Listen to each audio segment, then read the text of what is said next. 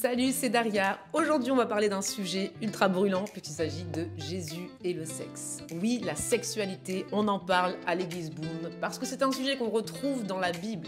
Et ce qui est assez désolant, c'est de voir combien la sexualité a été détournée, salie dans la société. Et j'aimerais juste partager une étude qu'on peut retrouver qui a été menée en Île-de-France. C'est dans l'âge moyen de première exposition. Donc c'est une étude qui a été menée en 2020, indique que les jeunes sont exposés à du contenu pornographique dès l'âge de 10 ans, contre 14 ans en 2017. Tout ça pour dire quoi? J'ai cherché cette étude juste pour montrer qu'en fait la sexualité est un sujet de société, et ça de plus en plus jeune. Et ça, les fautifs, c'est aussi nos chers téléphones portables, parce qu'un jeune va avoir le téléphone dans ses mains bien plus tôt qu'avant, et va être confronté à des images peut-être qu'il ne cherche même pas, que ce soit dans nos publicités, que ce soit quand on marche dans la rue, peu importe, aujourd'hui, un jeune adulte, un adulte et parfois même nos enfants sont confrontés à une sexualité qui a été dérivée, une sexualité qui a été salie. Et c'est pour ça qu'en tant qu'Église Boom, il nous paraissait important de voir ensemble et de parler ensemble sans tabou de ce que la Bible nous dit sur la sexualité, sur le sexe. Car en réalité, parlons vrai, est-ce que tu savais que le sexe, c'est un don de Dieu ? C'est un don de Dieu qu'il a donné quand il a créé Adam et Ève. Il leur a dit de s'unir, il leur a dit « je vous donne ce cadeau qui est la sexualité, c'est quelque chose de bon et de bien ». Dans ce cadre d'engagement de Adam et Ève devant Dieu, ce premier mariage finalement de la terre, eh bien Dieu a donné la sexualité. Et ce qui s'est passé ensuite, c'est que ça a été volé, ça a été détourné, voire oublié. Mais là, à la base, Dieu, dans son cœur, eh bien, c'était un cadeau pour l'homme et la femme. Alors, non seulement, et n'ayons pas honte de le dire, aussi, bien sûr, pour la multiplication. Il a dit à Adam et Ève, multipliez-vous. C'était pas en claquant des doigts qu'ils allaient se multiplier, c'était avec la sexualité. Donc, il y a bien sûr cette notion de procréation que parfois, on n'ose pas en parler en se disant non, mais le sexe, c'est pas juste pour la procréation. Alors, évidemment que c'est pas que pour ça, mais ça l'est aussi, parce que Dieu nous donne la possibilité, à travers cet acte de deux personnes, d'un homme et d'une femme, eh bien, de procréer un être vivant. Mais bien sûr que ça a été aussi créé pour la communion, pour la joie et un plaisir partagé, et ça dans le cadre de l'amour et dans le cadre de l'engagement.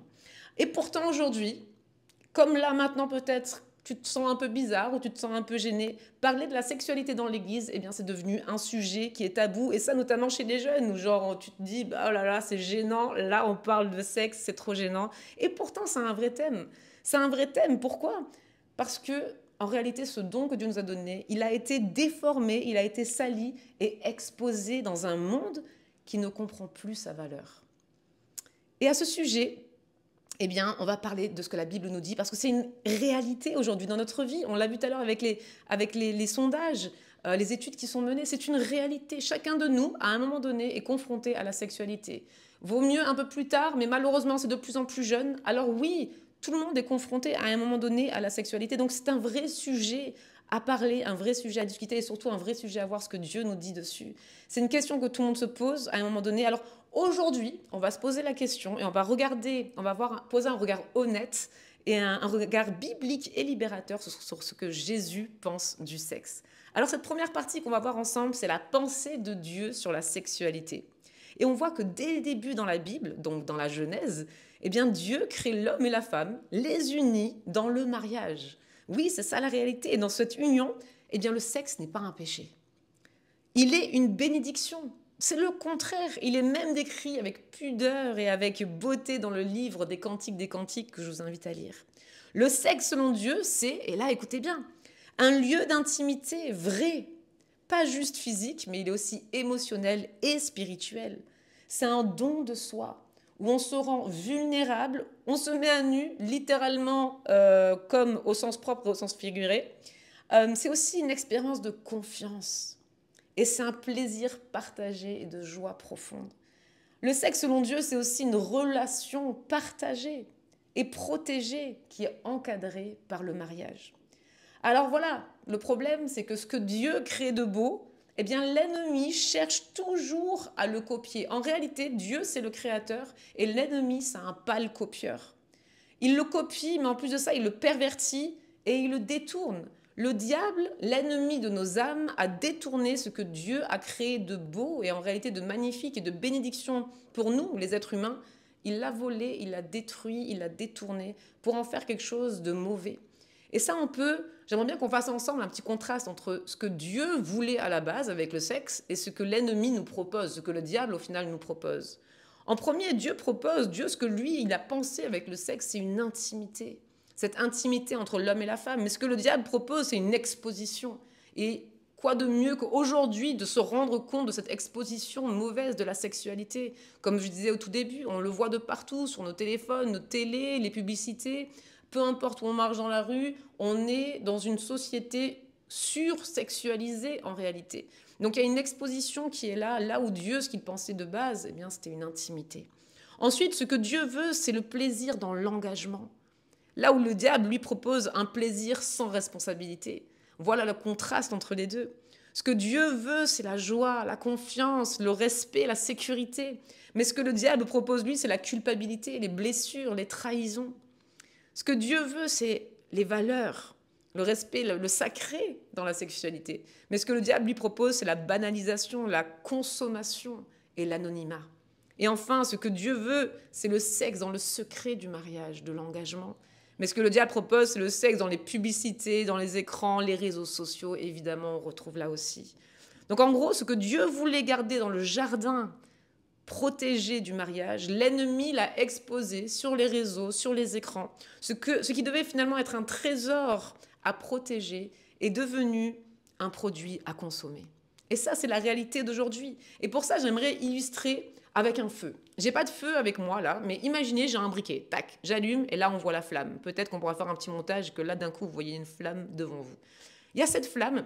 Si j'utilise maintenant ce briquet avec ce feu pour allumer un feu chez moi à la maison dans un poêle à bois. Chez moi à la maison, j'ai un poêle à bois. Et il y a encore quelques jours, en vérité, la semaine dernière, j'ai eu froid. Même si on devrait être au printemps, mais franchement, à Marseille, il a fait froid. Donc j'ai demandé à mon chéri de m'allumer un feu dans le poêle à bois. Et il a utilisé un briquet, il a utilisé un peu de bois, etc. Et il a allumé un feu. Et vous savez quoi? Ça nous a réchauffé, ça a réuni la famille, on s'est senti bien, ça a réchauffé la maison, j'avais les mains et les pieds tout froids et tout d'un coup, je me sentais mieux, on était bien, on était dans le chaud et on était tous réunis dans le salon. Donc là, ce feu de cheminée, ce feu de poêle à bois nous a réunis, nous a réchauffés, nous a donné un bon moment de communion dans la famille. Mais on peut prendre aussi ce briquet et si jamais on met le feu, par exemple, à une brindille dans la forêt, en plein cagnard, quand il fait plus de 40 degrés et il y a un peu de vent, eh bien, les Marseillais, on sait comment ça se passe en été. Il suffit d'une cigarette jetée dans la forêt ou sur l'autoroute et ça peut partir en brasier et ça peut détruire. Et on connaît ces feux de forêt qui sont ravageurs. On a vu ce qui s'est passé en Californie l'année dernière ou de partout un peu dans le monde où quand il y a un feu de forêt, ça devient incontrôlable et ça brûle tout et ça ravage tout. Donc en réalité, si on prend cette image, eh bien avec le sexe, c'est la même chose. Dans le cadre du mariage, ce cadre comme ce feu de cheminée, cette cheminée ou ce feu de camp, quand c'est cadré, c'est une force qui unit.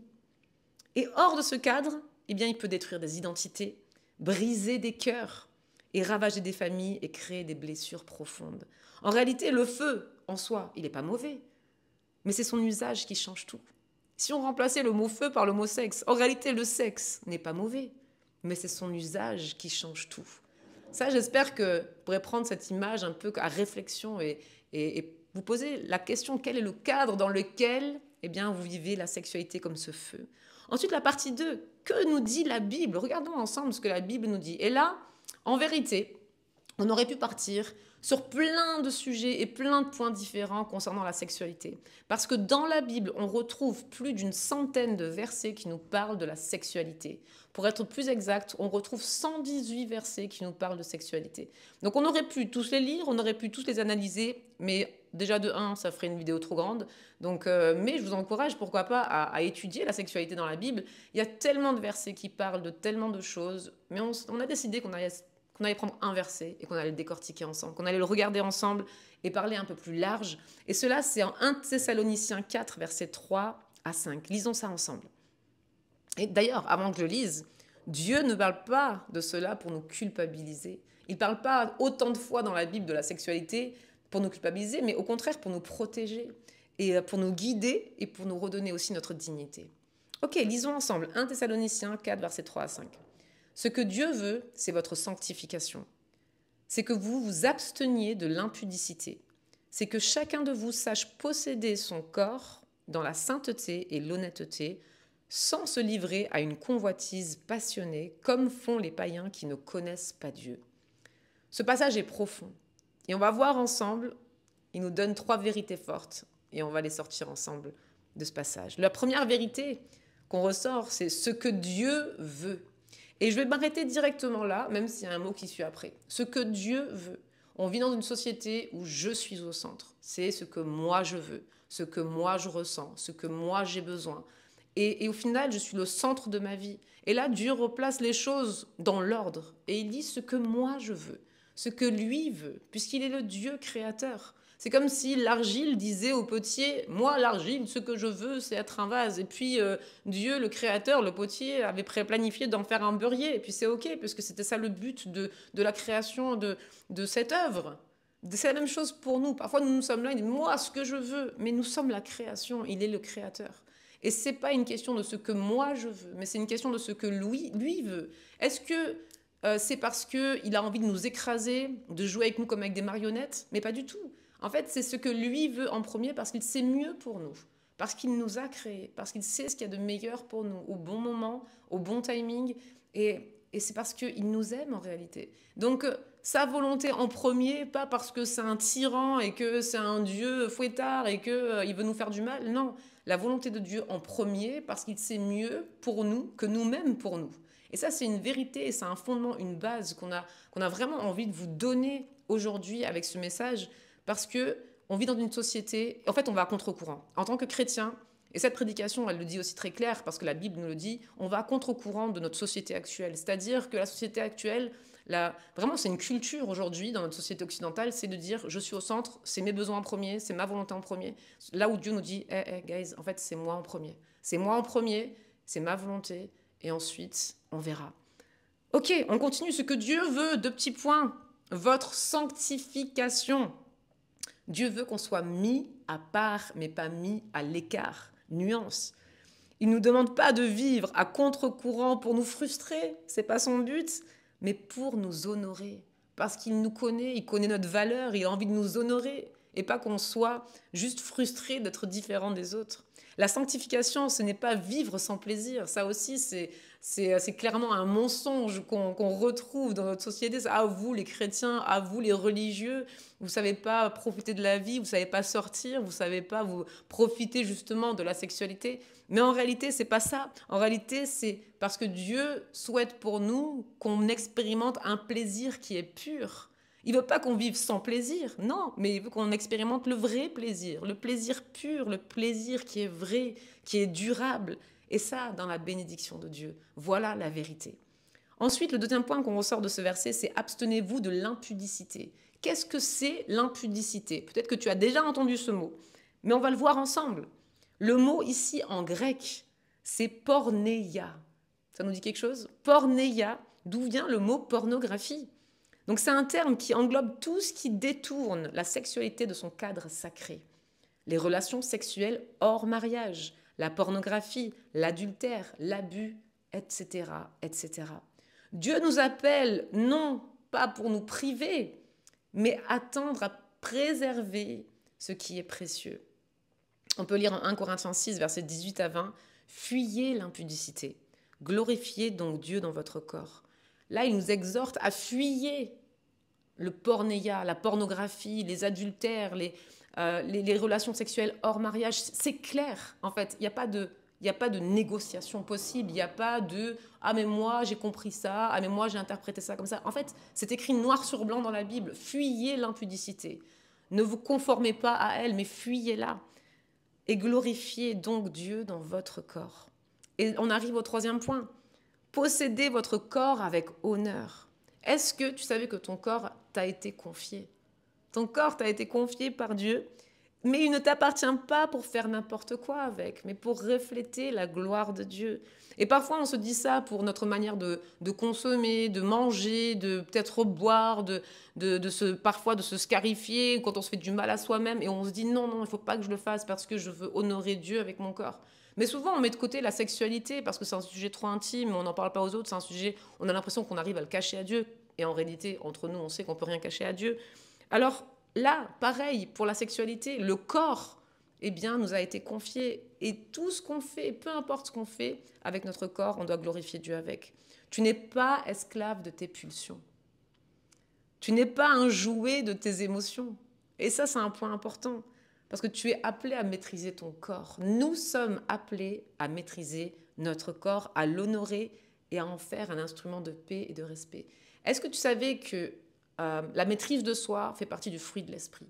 C'est-à-dire que quand le Saint-Esprit est en toi, et parfois je parle avec des personnes, avec des jeunes, avec des jeunes adultes, ou des personnes qui me disent, mais Daria, comment je fais pour canaliser mes pulsions, mes émotions dans tout ce qui concerne la sexualité? Comment je fais? Eh bien, moi, je crois que clairement, la réponse, elle se trouve dans notre relation à Dieu, dans notre relation au Saint-Esprit. Parce que le Saint-Esprit, quand il vit en nous, qui prend de plus en plus de place en nous, le fruit grandit aussi. Et ce fruit, eh bien, c'est la maîtrise de soi aussi. Et la maîtrise de soi, eh bien, on arrive et on apprend à maîtriser ses pulsions, on apprend à maîtriser notre corps pour qu'il puisse continuer à honorer Dieu, à le glorifier, et ça aussi dans notre sexualité. Paul ajoute ensuite, sans se livrer à la convoitise passionnée, comme ceux qui ne connaissent pas Dieu. Nous ne sommes pas appelés à vivre comme ceux qui ne connaissent pas Dieu. Et pourtant, dans la sexualité, eh bien souvent, on vit comme ça. Souvent, on fait comme ceux qui ne connaissent pas Dieu. Et pourtant, nous connaissons Dieu. Et pourtant, nous marchons avec Jésus. Nous avons une lumière. Nous avons un modèle dans la personne de Jésus. Et ça, c'est quelque chose qu'on ne doit pas oublier. Romains 12, versets 1 à 2. Offrez vos corps comme un sacrifice vivant afin que vous discerniez la volonté de Dieu. Ça nous amène à notre partie 3. Dieu peut restaurer ce qui a été volé. Je vous parlais tout à l'heure de ce contraste entre Dieu et le diable. Quand Dieu a pensé l'intimité, la sexualité dans l'intimité, le diable, lui, eh bien, propose l'exposition. Il s'avère que quand j'avais 9 ans, j'ai vécu une situation en sortant de l'école où le diable m'a exposée. Il a exposé ma sexualité et j'ai subi un abus sexuel juste après l'école, en sortant des cours, en voulant rentrer chez moi. Et ce moment-là, j'ai le souvenir de m'être sentie abusée, humiliée. J'avais honte, je me sentais même coupable, je me sentais exposée puisque j'avais été abusée par un groupe de personnes en plus. Donc j'ai été moquée, j'ai été clairement humiliée à ce moment-là. Et je me souviens vivre ce choc et pleurer toutes les larmes de mon corps. Et le seul souvenir que j'ai, parce que j'ai comme un blackout après ce moment, c'est que je me vois courir et je veux juste rentrer chez moi et je me sens honteuse et coupable de tout ce qui m'arrive. Et quand j'arrive chez moi à la maison, eh bien, j'en parle avec mes parents parce que je me rends compte que c'est pas normal ce que je viens de vivre et qu'il faut mettre la lumière quand l'ennemi essaye de nous détruire. À ce moment-là, clairement, l'ennemi a essayé de me détruire. Alors je le dis à mes parents et bien sûr le gros choc pour mes parents. Et pendant, malgré même ce gros choc, eh bien mes parents prennent une décision qui va changer ma vie pour toujours. Ils prient pour moi. Et vous savez ce qui s'est passé à ce moment-là? Quand ils prient pour moi, j'ai une rencontre avec Jésus. Et ce qui est ultra fort dans cette situation, c'est que je vois la main de Jésus dans la mienne et Jésus commence à me parler et il me montre toute ma vie. Jusqu'à me dire, après, en venant à ma hauteur, Daria, est-ce que tu veux cette vie? Et je réponds à Jésus, mais cette vie, c'est une vie de rêve, je veux cette vie, Seigneur. Et là, Jésus me dit, tu peux avoir cette vie à une condition, c'est qu'à partir d'aujourd'hui, tu me consacres ta vie. Toute cette histoire, je l'ai racontée là très rapidement, je l'ai écrit dans mon livre La tempête passe, plus en détail. Mais pourquoi elle me touche tellement quand j'ai écrit cette prédication aussi? C'est parce que je me suis rendu compte à nouveau, même si j'ai témoigné de ce qui s'est passé quand j'avais 9 ans, des centaines de fois dans ma vie déjà, cette fois-ci, je me suis vraiment rendu compte à quel point le diable m'a exposée et que 30 minutes après cette exposition malsaine et mauvaise du diable, Jésus m'a rencontrée en intimité. Et dans cette intimité, il m'a guéri, il m'a transformé, il m'a libéré. Et dans cette intimité, il m'a consacré à lui. Et ça, c'est une histoire, une situation, un témoignage qui témoigne, mais de manière radicale, de la sexualité, de ce que le diable propose et de ce que Jésus propose. Jésus m'a guéri, il m'a libéré, je me suis réveillée de ce moment, transformée pour toujours. Et je le dis aujourd'hui, c'était le premier jour du reste de ma vie. Et une chose est sûre, Et on peut le lire en Psaume 147, verset 3. « Il guérit ceux qui ont le cœur brisé et il pense leurs blessures. » Ou en 1 Jean 1, verset 9. « Si nous confessons nos péchés, il est fidèle et juste pour nous les pardonner et nous purifier. » Et toi, comment c'est pour toi? Comment est-ce que c'est dans ta vie? Est-ce que tu as déjà été volé dans ce domaine? Comme moi, le diable qui a essayé de me voler ma valeur, mon identité, tout ce que j'ai pu avoir, tout ce qui a été pris pendant cet abus que j'ai vécu, mais que Jésus m'a rendu après. Est-ce que toi, tu as fait des choix que tu regrettes aujourd'hui, peut-être, dans ta sexualité? Ou est-ce que tu as subi des choses que tu n'as encore jamais dites autour de toi? Peut-être dans ton enfance, peut-être même en tant qu'adulte, mais tu n'oses pas en parler. Est-ce que tu as honte de certaines pratiques ou même des pensées qui te traversent un peu sur... Ça peut être la pornographie ou autre chose. Comment c'est pour toi? Quelle est ta vie? Quelle est ta situation aujourd'hui? J'aimerais te dire une chose. Ce que tu as vécu ne définit pas qui tu es. Ce que tu as vécu ne définit pas qui tu es. Ou ce que tu as fait ne détermine pas ton avenir. Ce que tu as fait ne détermine pas ton avenir. Il n'est jamais trop tard pour revenir à Dieu. Et ça, c'est le message d'aujourd'hui. La sexualité, c'est un très grand thème et on aurait pu aborder plein de sujets différents. Mais on a décidé aujourd'hui de faire ce contraste entre ce que le diable nous propose, comme il a volé finalement ce don donné par Dieu à l'être humain dès le début, dès Adam et Ève. Et aujourd'hui, on va se reprendre ce que le diable a volé. Et ça, c'est notre message avec l'Église Boom. Aujourd'hui, Dieu, il n'est pas là pour t'accuser. Il ne t'accuse pas, mais il t'appelle. Il ne te montre même pas du doigt, peu importe ce que tu as fait ou ce que tu regrettes dans ta vie, mais il t'ouvre ses bras. Dieu ne te montre pas du doigt aujourd'hui, mais il t'ouvre ses bras. Voilà ce que notre Dieu fait. Alors reviens à lui. Redonne-lui ce domaine. Peut-être que c'est un domaine qui est difficile dans ta vie, de par ce que tu as vécu ou de par ce que tu as fait et que tu regrettes peut-être. Et demande-lui de restaurer ce qui a été volé et de guérir ce qui a été blessé ou de purifier même ce qui a été sali. Parce que notre Dieu est capable de faire ça. Il l'a fait avec moi et je sais qu'il peut le faire avec chacun d'entre vous.